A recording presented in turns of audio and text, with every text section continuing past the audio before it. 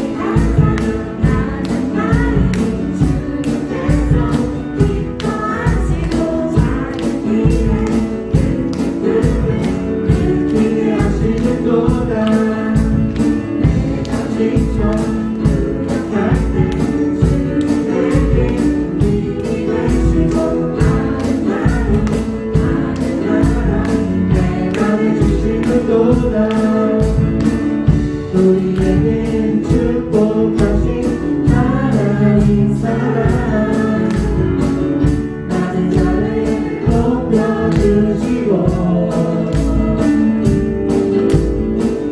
다른 걸음 하늘나라 허락하시고 내 모든 것들이 다시네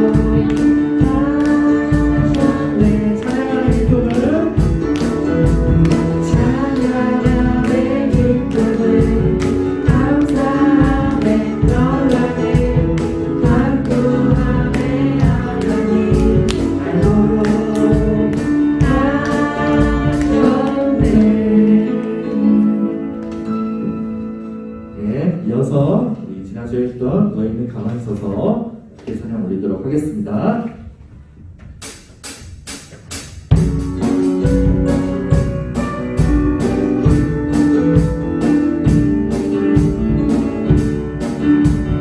요동치는 바람을 요동치는 바람을 흔들리는 내 마음 앞에밖에 기쁜 꿈에 두려움 가득해 움직이는 바람을 들여다는 마음과 한 걸음씩 내딛으며 두려움 사라져 너희는 가만히 서서 하나님 하시는 일을 보라 하나님 구원 하나님 능력 너희는 가만히 서서 하나님 하시는 일을 보라 하나님 구원 하나님 능력 온 세상 보게 되리 요동치는 바람을 흔들리는 내 마음 아무도 믿는 곳에 두려움 가득해 움직이는 바람을 들여다는 마음과 한 걸음씩 내딛으며 두려움 사라져 너희는 가만히 서서 하나님 하시는 일을 보라 하나님 구원 하나님 능력 너희는 가만히 서서 하나님 하시는 일을 보라 하나님 구원 하나님 능력 온 세상 보게 되리 한 번 더 요동치는 바람을 요동치는 바람을 흔들리는 내 마음 아프고 깨지는 곳에 두려움 가득해 움직이는 바람을 드러나는 마음과 한 걸음씩 내딛으며 두려움 사라져 너희는 가만히 서서 하나님 하시는 일을 보라 하나님 구원 하나님 능력 너희는 가만히 서서 하나님 하시는 일을 보라 하나님 구원 하나님 능력 온 세상 보게 되리 너희는 가만히 서서 너희는 가만히 서서 하나님 하시는 일을 보라 하나님 구원 하나님 능력 너희는 가만히 서서 하나님 하시는 일을 보라 하나님 구원 하나님 능력 온 세상 보게 되리 너희는 가만히 서서 너희는 가만히 서서 하나님 하시는 일을 보라 하나님 구원 하나님 능력 너희는 가만히 서서 하나님 하시는 일을 보라 하나님 구원 하나님 능력 온 세상 보게 되리 우리 이번에는요 처음 배우는 찬양일 수도 있는데요 우리 본들도라는 찬양이에요. 네, 잘 들어보시면서 따라해 주시면 좋겠습니다.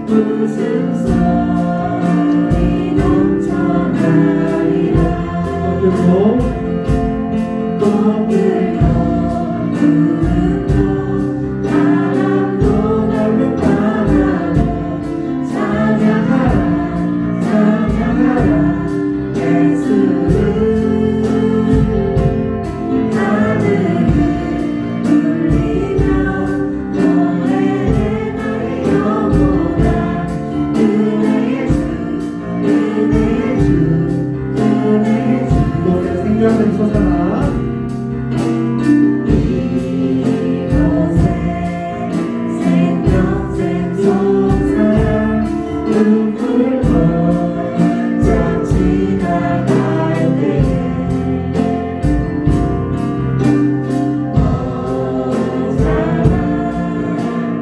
열매 맺고 웃음소리 넘쳐나리라 꽃들고 푸른도 바람도 넓은 바다도 찬양하라 찬양하라 예수를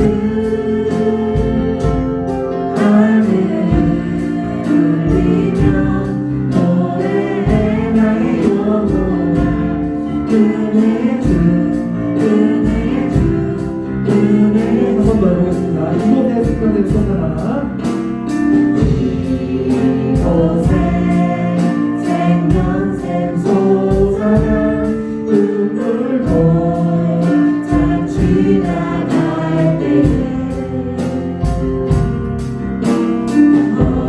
어자나 열매 맺고 웃음소리 넘쳐나리라 꽃들도 푸른도 바람도 넓은 바다도 찬양하라 찬양하라 예수를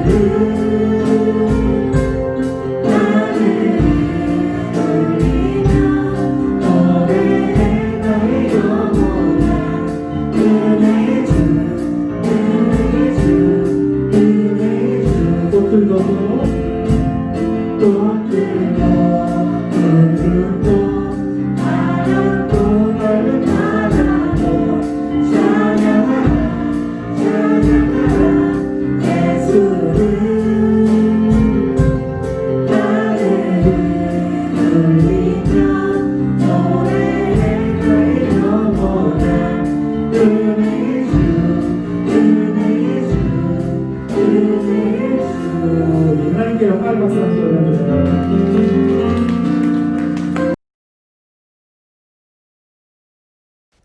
사랑과 은혜가 풍성한 친하나님 아버지, 지난 한 주일 동안도 저희들을 주님의 품 안에서 지키시며 편히 쉬게 해주시고 오늘 이렇게 주일 예배에 참여할 수 있도록 도와주시니 감사드립니다. 주님, 저희가 한 주 동안 주님 보시기에 좋지 않았던 모습이나 세상의 것을 먼저 추구할 때가 많았습니다. 저희가 진심으로 회개할 수 있도록 도와주시고 주님의 보혈로 깨끗이 씻어주세요. 지금 드리는 이 예배가 결코 형식적인 예배가 되지 않을 수 있도록 도와주시고 저희가 신령과 진정을 다하여 예배드리며 온전히 주님과 만나는 주님께 드리는 시간이 될 수 있도록 도와주세요. 예배 시간에 다른 생각이 나더라도 꾹 참고 예배에 집중하는 우리 유년부가 될 수 있도록 도와주세요. 이 시간 말씀 전하시는 전도사님께 지혜와 축복을 부어주시고 예배 드리는 유년부 아이들 머리 위에도 넘치는 은혜를 부어주세요. 시작하는 시간부터 마치는 시간까지 주님께서 지켜보아 주실 것을 믿습니다. 또한 하루빨리 코로나 바이러스가 이 지구에서 종식되어서 코로나 바이러스로 인해 온라인 예배를 드려야 하는 우리 친구들이 성전에 나와 즐겁게 주님께 예배드리는 날이 하루빨리 올 수 있도록 소망합니다. 주님의 행하심을 기대하며 이 모든 말씀 예수님의 이름으로 기도드렸습니다. 아멘. 오늘 은혜 받으실 하나님의 말씀은 사도행전 1장 4절에서 5절까지의 말씀입니다. 어느 날 예수님께서는 사도들과 함께 식사를 하시다가 이런 말씀을 하셨습니다. 예루살렘을 떠나지 말고 내 아버지께서 약속하신 선물을 기다려라. 이 약속의 내용은 내가 전에 말했고 너희도 들은 것이다. 약속의 내용은 이것이다. 요한은 물로 침례를 주었지만 너희는 얼마 안 있어 성령으로 침례를 받을 것이다. 아멘. 할렐루야, 유년부 친구들 반갑습니다. 한 주간도 잘 지내셨나요? 요즘처럼 만날 수 없을 이때가 너무나 안타깝지만 그래도 이 영상을 통해서라도 잠시 우리가 같이 인사를 하고 만날 수 있음에 너무나 감사하고 고마운 것 같아요.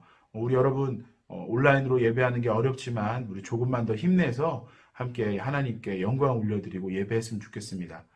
지난주까지 저는 성령 강림 주일 두 번째 시간까지 해서 두 번의 성령에 대해서 얘기를 했는데요. 첫 번째는 구약에 나타난 하나님의 영에 대해서 설명하며 구름이나 불기둥, 이 바람으로 나타난 성령님, 그리고 선지자들에게 또 리더들에게 사사들에게 임한 이 하나님의 영이 어떻게 하나님의 살아계심을 나타내고 하나님의 강하신 능력을 나타냈는지에 대해서 얘기를 하며 이스라엘 백성들에게 하나님을 경험할 수 있는 언제나 살아계시고 그들과 함께 하시는 하나님에 대해서 나눴습니다. 그리고 지난주에 두 번째 시간에는 예수님과 함께한 성령에 대해 얘기하며 구약에 나타냈던 그 하나님의 능력을 나타낸 그 성령님께서 예수님과 함께하며 예수님과 함께 동역하며 하나님의 살아계심을 나타내시고 예수님이 하나님의 아들이시고 우리의 구원자 메시아 되심을 나타내고 계시다는 것을 우리가 얘기했습니다. 그리고 오늘은 세 번째 시간으로 이 예수님께서 제자들에게 얘기하셨던 너희가 몇 날이 안 돼서 성령을 선물을 받을 것이다. 너희들 모여서 기다려라, 기도해라 이렇게 얘기하시고 부활 승천하셨는데 그 성령이 이 오순절 성령 강림 사건을 통해 이 제자들과 성도들에게 임했을 때 어떤 기적의 역사가 나타났고 그로 인해서 우리가 어떤 것을 배워야 하고 또 3주 동안 성령 강림 주일을 기대하며 기다렸는데 과연 이 성령 강림 주일날에는 우리는 어떤 마음을 가지고 성령을 사모하며 성령 충만을 위해 기도해야 되는지 오늘 그 마지막 세 번째 시간을 갖도록 하겠습니다. 요한복음 16장 7절을 보면은 예수님께서는 제자들에게 곧 아버지께로 가실 것을 얘기하십니다. 제자들은 굉장히 당황스러웠죠. 예수님과 함께 동역하며 예수님과 함께 이 로마의 식민지를 이겨내고 이스라엘의 회복을 명할 임금으로 예수님을 생각했는데 예수님께서는 떠나실 것이다. 아버지 하나님께로 가실 것이다. 이런 얘기를 하니까 제자들 굉장히 당황했습니다. 하지만 예수님께서는 이전에도 이것에 대해서 얘기를 하셨던 것인데 제자들은 들으려고 하지 않았죠. 제대로 이해하지 못했던 겁니다. 예수님께서는 당신이 떠나야 성령님이 오신다고 제자들에게 말씀하셨어요. 보혜사 성령이 제자들에게 임할 것이다 라는 것을 약속하셨습니다. 예수님은 부활 승천하실 때 몇 날이 안 돼서 성령이 오신다라고 하셨는데 오순절날 마가의 다락방에 120명의 성도들이 모였습니다. 근데 이제 남자 여자 다 숫자를 세야 되는데 보통 120명이라고 하면 약 300명 정도 모였다라고 얘기를 합니다. 다락방이라고 얘기하지만 지난주에 얘기한 것처럼 우리가 생각한 그 정도의 그런 다락방이 아니고요. 정말 거대한 큰 회당과 이 성전 같은 여러 명이 모일 수 있는 예배 처소라고 볼 수 있습니다. 이 다락방에 120명의 성도, 300명 정도 되는 성도가 모였는데 그때 정말로 예수님께서 약속하신 성령이 임하게 됩니다. 불같은 성령이 그들에게 임하였을 때 제자들로 하여금 방언을 말하게 하며 담대하게 복음을 전할 수 있게 만드셨습니다. 사명을 감당하게 하셨다는 거죠. 이 제자들에게 임한 성령은 제자들로 하여금 예수님과 함께 한 것 같이 든든하게 그들의 마음을 지켜주셨고 믿음을 지켜주셨습니다. 또한 기적의 역사들도 행하게 해주셨습니다.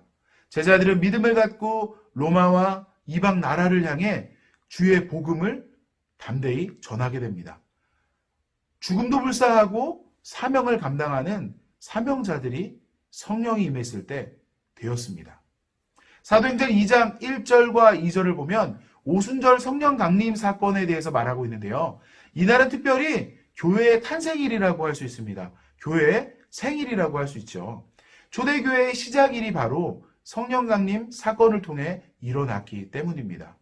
오늘 저는 예수님께서 약속하신 성령께서 오순절 성령 강림 사건을 통해서 성도들에게 임할 때 어떤 일이 일어나고 그들을 통해서 우리는 어떤 마음을 가져야 하는지 잠깐 나누고자 합니다. 성령이 제자들에게 임하였을 때 성령의 은사들이 나타났습니다. 대표적인 인물로 보자면 베드로를 통해 성령의 은사들이 어떻게 나타나는지 확인할 수 있는데요. 베드로는 우리가 잘 알고 있듯이 어부입니다. 특별히 갈릴리 출신의 어부로 학문보다는 물고기를 잡는 기술에 능한 자였습니다. 그러니까 공부보다는 물고기 잡는 데 특별한 능력을 갖고 있는 사람이었죠. 그런 사람이 많은 사람들에게 말씀을 전하고 그의 말씀으로 회개하여 돌아온 자가 3,000명이나 되었습니다. 하루에 설교를 듣고 3,000명이 회심을 하게 되는 거죠. 이것은 성령이 베드로에게 임할 때 나타난 사건이라고 할 수 있습니다.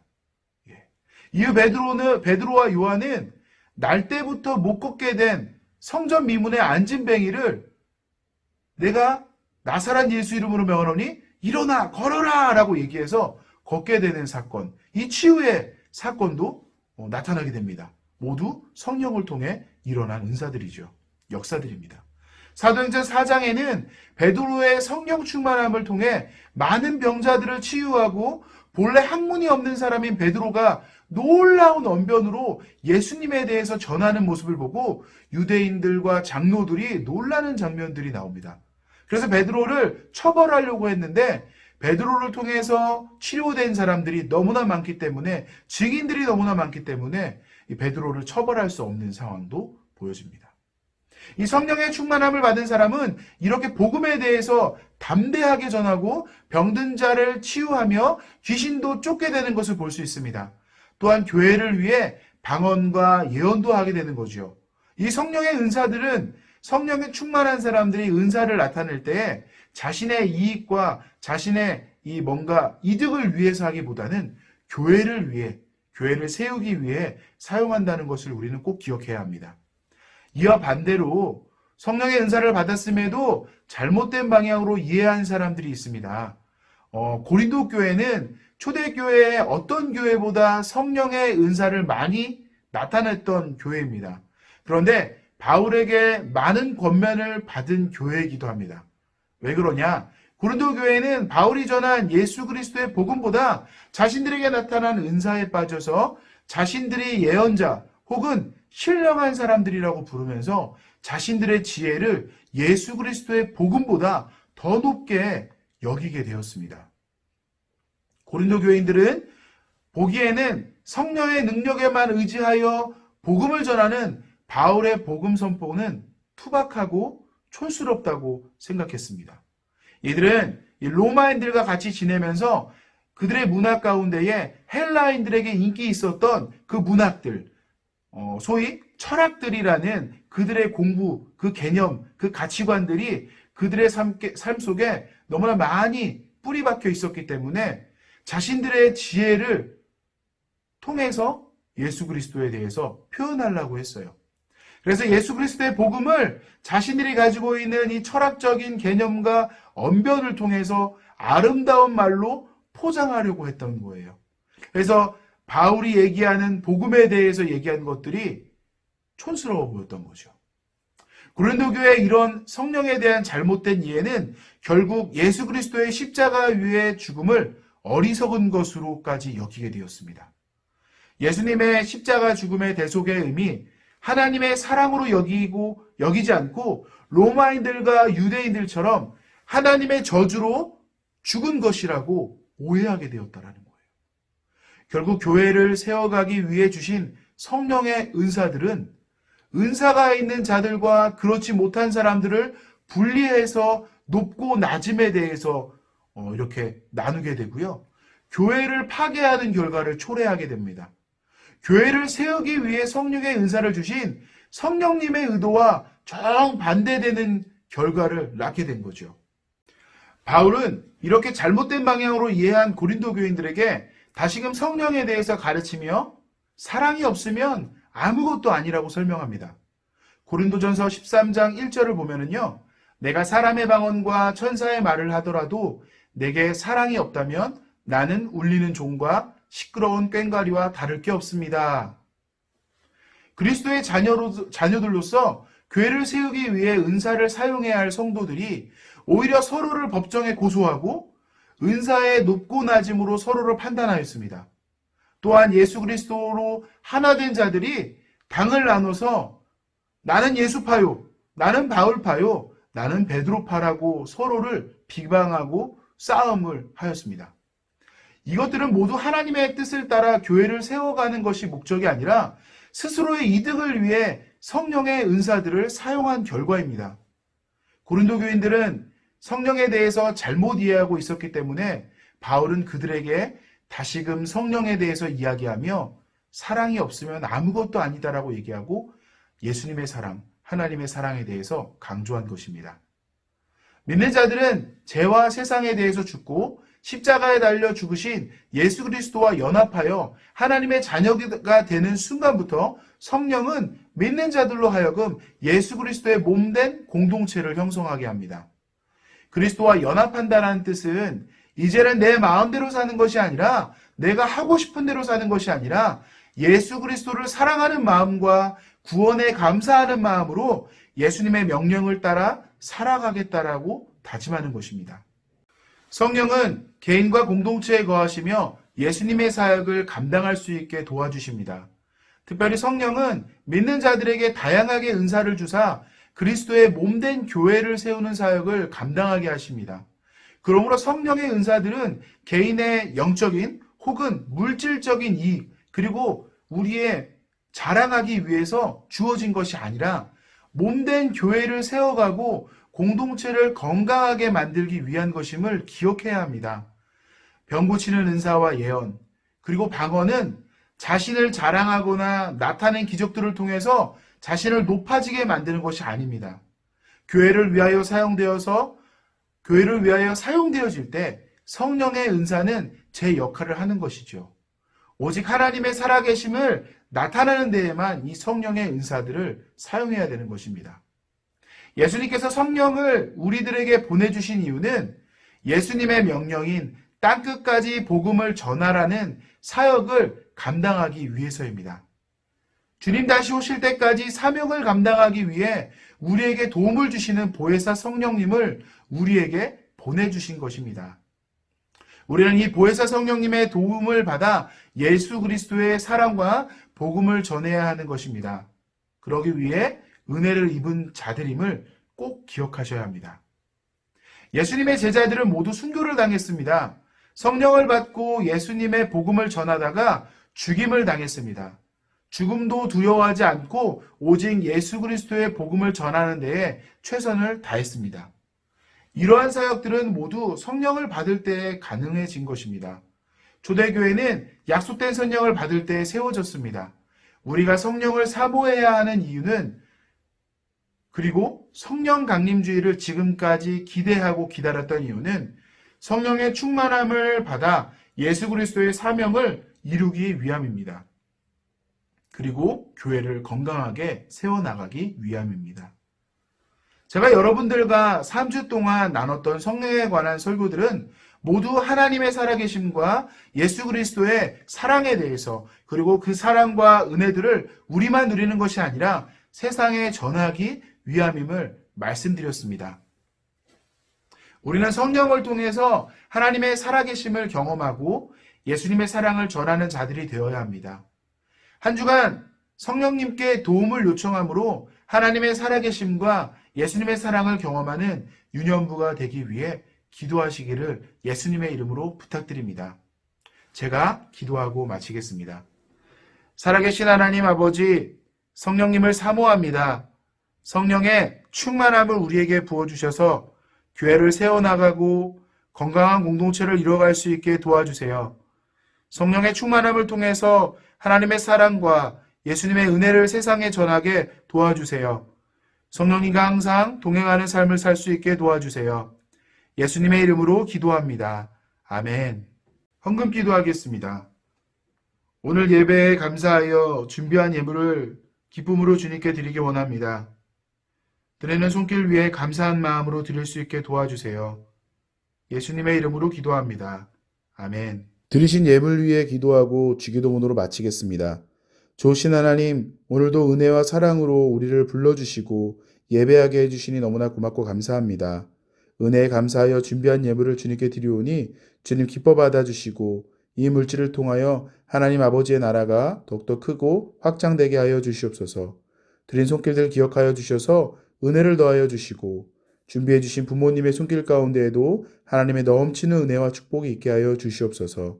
감사드리며 살아계신 예수님의 이름으로 기도합니다. 아멘. 주기도문으로 예배를 마치겠습니다. 하늘에 계신 우리 아버지여, 이름이 거룩히 여김을 받으시오며 나라가 임하시오며 뜻이 하늘에서 이루어진 것 같이 땅에서도 이루어지이다.